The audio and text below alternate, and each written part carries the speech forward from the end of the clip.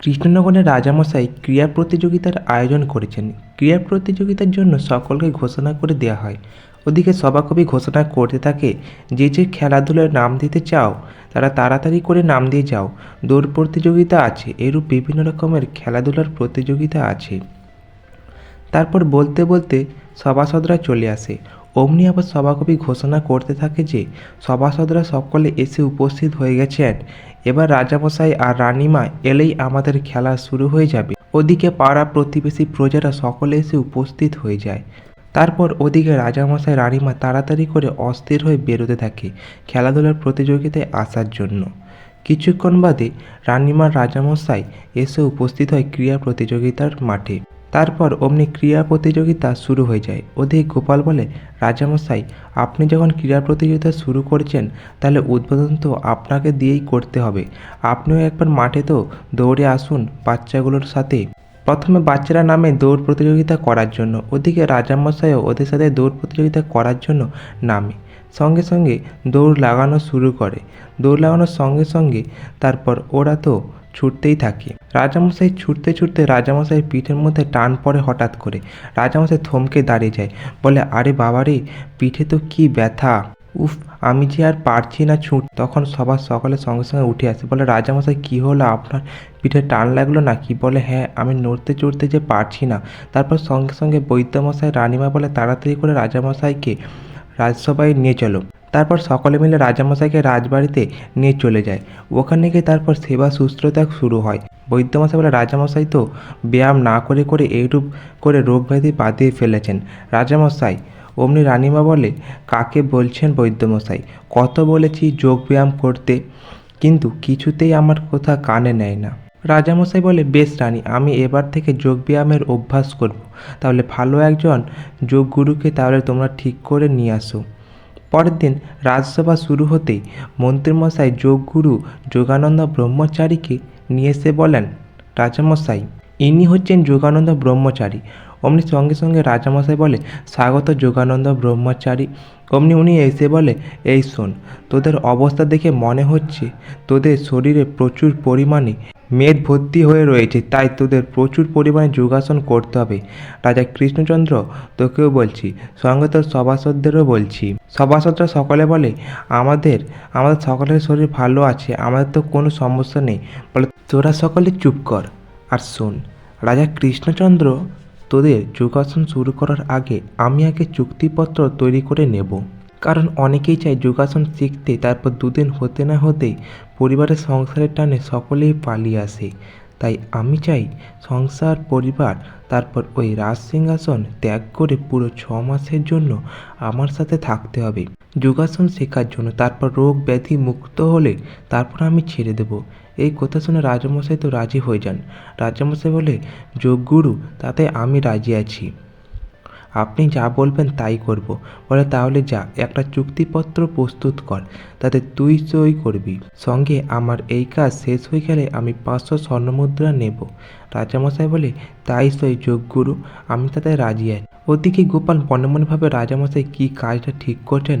রাজামশাই 6 মাসের জন্য সভা ছেড়ে দেবেন, এদিকে রাজ্যভার কে দেখবে? এইগুলো উনি কিছুই চিন্তা না করে উনি রাজি হয়ে যাচ্ছেন। এখন যদি আমি বাধা দেই তাহলে তো রাজামশাই কিছুতেই শুনবেন না। কি করি, কোনো তো উপায় মাথায় ঢুকছে না। কিছু করার নেই। রাজামশাই যখন রাজি হয়ে যাচ্ছেন, হয়েই যাক, পরে দেখা যাবে নইলে। রাজামশাই বলে, সভাসদ সকলে তোমরা গিয়ে বাগানে অপেক্ষা করো, আমি আসছি। সভাসদরা বাগানে চলে যায়। ওদিকে চুক্তিপত্র প্রস্তুত করে নিয়ে রাজামশাই পরে বাগানে যায়। রাজামশাই বলে, শোনো সবার সকলে, তোমরা সকলেই যোগাসন করবে। সকলে মিলে এক এক করে বলতে থাকে, রাজামশাই আমরা যোগাসন কেন করব? রাজামশাই গোপাল বলে, রাজামশাই আমার তো গোলমাটল চেহারা, আমার যোগাসন করার কোনো প্রয়োজন নেই। ওদিকে মন্ত্রীমশাই বলে, রাজামশাই আমার তো সুটকো চেহারা, রাজামশাই আমার তো শরীরে রোগ মেদ নেই, আমার কোনো যোগাসনের প্রয়োজন নেই। ওদিকে বৈদ্যমশাই বলে, রাজামশাই আমি যদি যোগাসন করতে যাই তাহলে চিকিৎসা ব্যবস্থার কী হবে রাজামশাই? তারপর ওদিকে সেনাপতি বলে, রাজামশাই আমি যতটুকু ব্যায়ামের অভ্যাস করি, আমার আলাদা করে যোগাসনের কোনো প্রয়োজন নেই। এরূপ করে এক এক করে সকলেই বলতে থাকে। রাজামশাই বলে, যাও বলে যাও, তোমরা কত কি বলবে বলে যাও, সেটা তো আমিই বলবো। ওদিকে রাজজ্যোতিষীও একই কথা বলে। সবারটা শোনার পর রাজামশাই বলে, এত কথা আমি শুনতে চাই না। আমি যে চুক্তিপত্র প্রস্তুত করে নিয়েছি, সঙ্গে তোমাদেরও নাম আছে। তোমাদের সকলকে 6 মাসের জন্য গৃহ ত্যাগ করে একজন নিরিবিলি জায়গায় গিয়ে যোগব্যায়াম শিখতে হবে। এটা আমার আদেশ। তোমরা যদি না যাও তোমাদের গর্দা নেব। এই কথা বলে রাজামশাই চলে যায়। তারপর রাজামশাই নিজের কক্ষে যেতে অমনি রানীমা বলে, এ কি রাজামশাই, এ কি শুনছি আপনি যোগাসন করতে চান? তাতে আমিও রাজি ছিলাম, কিন্তু তাই বলে সভা ছেড়ে দিয়ে, রাজসিংহাসন ছেড়ে দিয়ে, 6 মাসের জন্য সমস্ত কিছু ছেড়ে দিয়ে আপনাকে দূরে থাকতে হবে? এটা তাহলে প্রজাদের সুখ দুঃখ কে শুনবে? তাদের সমস্যার সমাধান কে করবে রাজামশাই? রাজামশাই বলে, কেন রানী, তুমি তো আছো, তুমি শুনবে। রানীমা বলে, এ কী কথা বলছো, আমি পারবো? বলে, হ্যাঁ, কেন পারবে না রানী, তুমি সব পারবে। আর তুমি যদি আমাকে সুস্থ দেখতে চাও তাহলে তুমি আমায় বাধা দিও না। রানীমা ওদিকে আর কিছুই বলতে পারে না। রানীমা তখন চুপ করে থেকে যায়। ওদিকে গোপাল তো বাড়ি গিয়ে গিন্নিকে সমস্ত কিছুটাই বলে। গিন্নি তো কান্নাকাটি শুরু করে দেয়। কি হবে গো, তুমি যদি চলে যাও তাহলে আমার সংসারটার কি হবে, আর আমি কার সাথে ঝগড়া করবো গো? এইরূপ করে কান্নাকাটি করতে থাক। ওদিকে গোপাল বলে, গিন্নি কী করি বলো, রাজামশাই যে চুক্তিপত্র সই করেই ফেলেছে, এখন যদি না যাই গর্দান নেবেন বলেছেন। গোপালের গিন্নি বলে, তাহলে একটা উপায় আছে, তুমি আজকে রাত্রের মধ্যে লুকিয়ে পড়ো, তাহলে রাজামশাই তোমায় নিয়ে যেতে পারবে না। বলতে না বলতেই একজন প্রহরী এসে বলে, গোপাল দাদা বাইরে বেরিয়ে এসো। গোপাল বাইরে বেরিয়ে আসতে না দেখে রাজামশাই বলে, এই নাও, গোপালকে তোমরা চ্যাংদোলা করে নিয়ে চলো, নইলে গোপাল হয়তো আজকে রাতের মধ্যে কোথাও পালিয়ে যেতে পারে। অমনি সঙ্গে সঙ্গে গোপালকে 2জন প্রহরী মিলে চ্যাংদোলা করে ও নিয়ে যায় ব্যায়ামাগারে ব্যায়াম শেখানোর জন্য। ওদিকে গোপালের গিন্নি বলে, হায় হায়, এ কী অবস্থা রাজামশাই, এ কী অবস্থা রাজামশাই, আপনি কি করছেন? বলে গোপালের গিন্নি, তুমি একদম চিন্তা করো না, গোপালের ব্যাধি সমস্ত কিছু দূর করে তারপর গোপালকে পাঠিয়ে দেব। অমনি বলে গোপালকে চ্যাংদোলা করে নিয়ে যায়। তারপর সকলে মিলে উপস্থিত হয়ে যায় রাজামশাইয়ের বাগান বাড়িতে। নিরিবিলি নির্জন পরিবেশে ওখানটায় রাজামশাই বলে, যোগগুরু, তাহলে এই পরিবেশটা কি ঠিক আছে যোগাসন শেখার জন্য? বলে, হ্যাঁ, এইরূপ নির্জন পরিবেশই আমি চাইছিলাম। তারপর বলে, সকলে এখানটায় বাইরে বেরিয়ে এসো, আমার সামনে সকলে লাইন দিয়ে দাঁড়িয়ে থাকো। তারপর এক এক করে সারি দিয়ে সকলে দাঁড়িয়ে পড়ে। তারপর বলে, এবারে তোমাদের যা যা বলবো তোমরা তাই তাই করবে, আমার কথা মতো তোমাদের চলতে হবে। সকালবেলা উঠে প্রথমে সূর্য প্রণাম করতে হবে, এক পা তুলে হাত জোড়ো করে চোখ বন্ধ করে ধ্যান করতে হবে। তারপর যোগাসন করতে হবে, এমনকি পদ্মাসনও করতে হবে 4-5 ঘন্টা ধরে, আর শীর্ষাসন 1 ঘন্টা ধরে। তারপর তোমাদের সারাদিন একবার মুড়ি আর একটু শশা দেওয়া হবে খাওয়ার জন্য। এই শুনে সেনাপতি মন্ত্রী সকলে বলে, এ কী বলছেন গুরুদেব, এই সামান্য মুড়ি শশা খেয়ে আমরা থাকবো? আমরা তো শুকিয়ে গিয়ে শুটকো মরা হয়ে যাব। বলে, এইরূপ করে না চললে তাহলে কিন্তু রোগ ব্যাধি কিছুই যাবে না। যা বললাম তাই করো তোমরা সকলে। তারপর সকলকে এক পা তুলে হাত জোড়ে করে সূর্য প্রণাম করতে বলে। সকলে মিলে এক পা তুলে দাঁড়িয়ে থাকে। সকলের পাশে একটা করে ভাঁড়া পোতা ছিল। গোপালের ভাঁড়াটাকে দেখতে পেয়ে বলে, এটাতে না হলে হেলান দিয়ে দাঁড়িয়ে থাকবো, তাহলে আমি আর পড়ে যাব না। ওদিকে এক এক করে সকলে এমনই দাঁড়িয়ে থাকে। তারপর কিছুক্ষণ পরে রাজামশাই হুমড়িকে মাটিতে উল্টে পড়ে। এই দেখে যোগগুরু বলে, এ কি রাজা কৃষ্ণচন্দ্র, তুমি দাঁড়াতে পারছো না? তোমায় যে বললাম এক পায়ে দাঁড়িয়ে থাকতে, এইরূপ করে কি করে হবে তাহলে? এরূপ বলতে না বলতে এক এক করে সবার সকলে মাটিতে পড়ে যায়। যোগগুরু তখন বলে, এ কী অবস্থা, এক এক করে তোমরা সকলেই তো মাটিতে লুটিয়ে পড়লে। দেখো, তোমরা সকলে গোপালকে দেখো। গোপাল বলে, এই রে, আমি চোখ বন্ধ করে ঘুমোচ্ছিলাম, আমাকে আবার ধরে ফেলল না তো? অমনি বলে, গোপালকে দেখে শুনো, গোপালকে দেখো কেমন করে গোপাল কি সুন্দর সূর্য প্রণাম করছে। গোপাল বলে, হবে না, আমি যে রোজ বাড়িতে যোগাসন করি।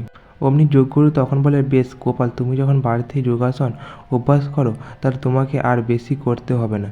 তুমি বরং আমার খাবার দাবারগুলো প্রস্তুত করো, আমি ঘি ক্ষীর এগুলো খাই, এগুলো গিয়ে প্রস্তুত করো। তারপর গোপালকে ছেড়ে দেয়। ওই দিন রাত্রি হতেই সকলে পুরো ক্লান্ত হয়ে ঝিমিয়ে পড়ে যায়।